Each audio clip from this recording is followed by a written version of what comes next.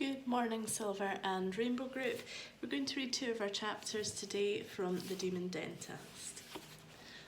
Okay. Alfie, called Dad from the living room, what about that biscuit for our new friend Winnie? Hastily, Alfie tiptoed back across the hall to the kitchen and busied himself there. He'd heard something he was never meant to hear, and now he had to hide it. I'll go and check on him, Mr. Griffith, announced the lady. By the way, Winnie, it's Griffith, said Dad. But that's what I said, corrected Winnie. Griffith. She thundered down the hallway. Alfie didn't want this stranger to see him cry. He hated anyone seeing him upset. Growing up without a mum, Alfie's life had been touched with more sadness than most children's. As a result, he learned to hide his feelings, to bury them somewhere deep within where no one could see. His heart was a fortress.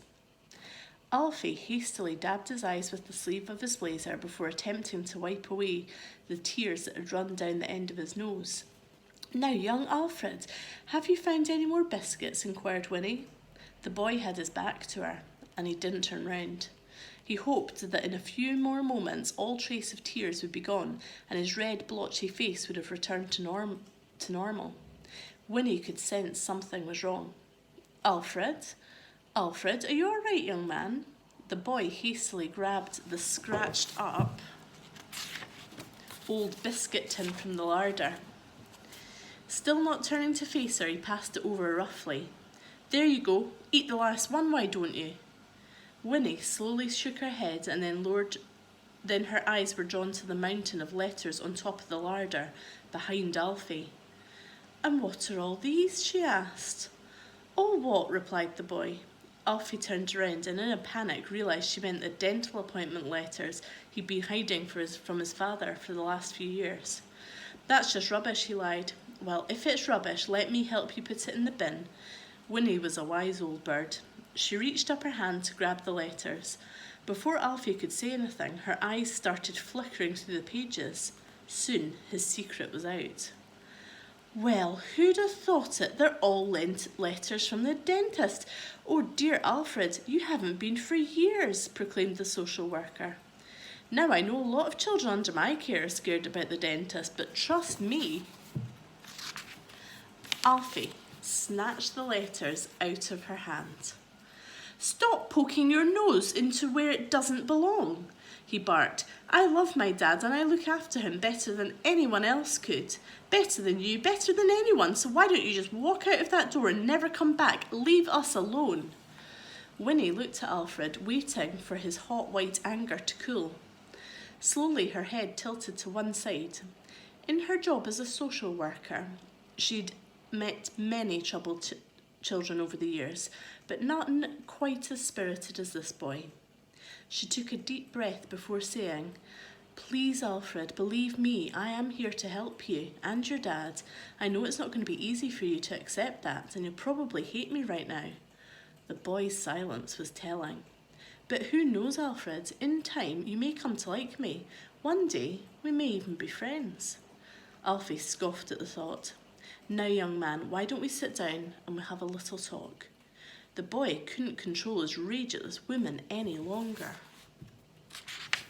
There's nothing to talk to you about, he shouted before pushing past her out of the cramped kitchen. As he dashed along the hallway to his bedroom, Winnie called out after him. Please, Alfred, she implored, but the boy simply ignored her. He slammed his bedroom door shut behind him and locked it. Alfie slumped down on the bed. He shut his eyes tight in frustration. Just then he heard a gentle tapping on the door. Tap, tap, tap. Even the way she knocked was annoying to him.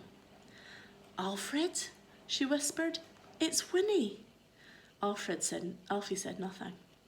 Just to say, I'm off now, said Winnie, pretending nothing was wrong. But I will call the dentist first thing tomorrow morning about your teeth. I've heard a very nice lady has just taken over, by the name of Miss Root. Bye-bye. Alfie gulped. Not Miss Root.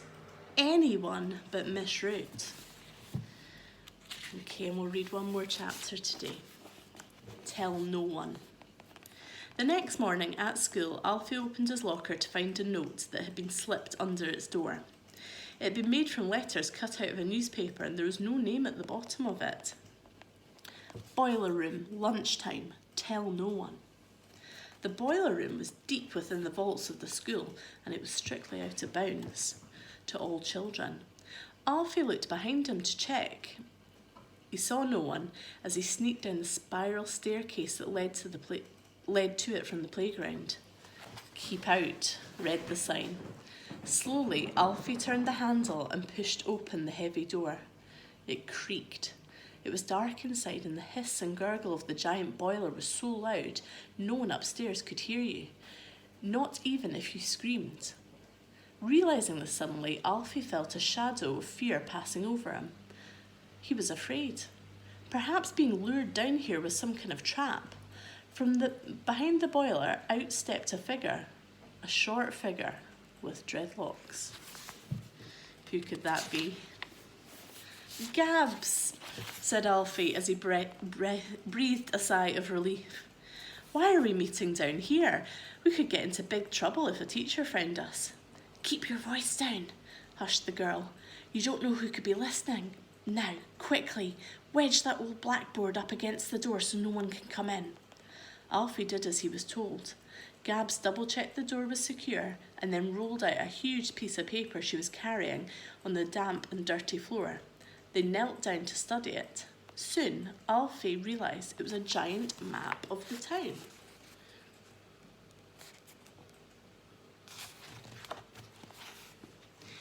Gabs had drawn it in some detail and had written notes in coloured pens by certain homes.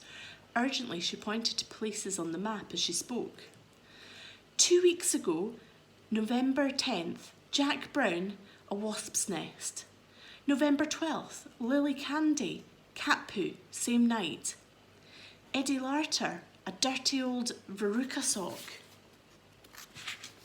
Alfie was bemused. "What is all this?" he asked. November 13th, a Friday. That was a busy night, crisscrossed all over town. Ryan Skinner, a dead adder. Twin sisters Jessie and Nell Godwin, a giant scab, origin unknown, might not have been human. Hardeep Singh, flying ants, eggs, woke up in his bedroom buzzing with thousands of them. "I don't understand," said Alfie. "And last night it got me. My tooth fell out, well, after I waggled it for a few weeks, so I put it under my pillow as I always do. What do you think I woke up to find? I don't know. A bat's wing. No. Yes, still flapping. Must have been ripped off, the poor beast." Alfie couldn't believe what he was hearing. The girl was gathering pace now. There was no stopping her. So I started asking around the school first thing this morning and realised it was happening all over town. "Kids here, here and here," said Gabs, pointing out a number of houses or flats on the map, "were all targeted last night. The calling cards got worse, much worse. A badger's paw, a snail that had its shell pulled off, hundreds of centipedes creeping and crawling under some girl's poor pillow, a filthy sticking plaster, sodden with pus." The boy couldn't help but shudder. "That's disgusting. Whatever's happening, this is just the beginning." "But who's doing this?" said Alfie. The little girl shook her head. Her dreadlocks followed soon after. "Nobody knows. None of the kids I have spoken to saw or heard a thing. First they knew of it was when they woke up in the morning expecting to find a shiny new coin." "And you didn't see anything last night?" "Nothing," replied Gabs. "I locked my bedroom door at night, and I live on the 17th floor of a block of flats. So you tell me, how did they get in?" Alfie thought for a moment. "Well, they couldn't have done." "They did," replied Gabs firmly. For a moment she looked lost in thought. "Maybe they flew in." Alfie couldn't help but laugh. As far as he was concerned, the little girl's imagination was now running away with her. "Come on, Gabs, that's impossible." Gabs looked at him. "Nothing's impossible, Alfie." Still, he was not convinced. Maybe we should take the maps to the headmaster. Now it was the girl's turn to laugh. Mr. Gray, she asked in a mocking tone, he's useless. Besides, he's not allowed that demon of a dentist into school. Alfie's mind was in a whir now. You don't think Miss Root could have been involved somehow? Gabs thought for a moment. No, how could she? All these different houses all over town in one night. It's just not possible for one person. No, I suppose not. But there is something very strange, said Gabs as she stared off into space. Whatever you do, don't try her mummy's toothpaste. It burns through stone. What? Asked the girl. This was a new piece of the puzzle. Yes, I dropped a tiny bit of it and it went right through the bridge.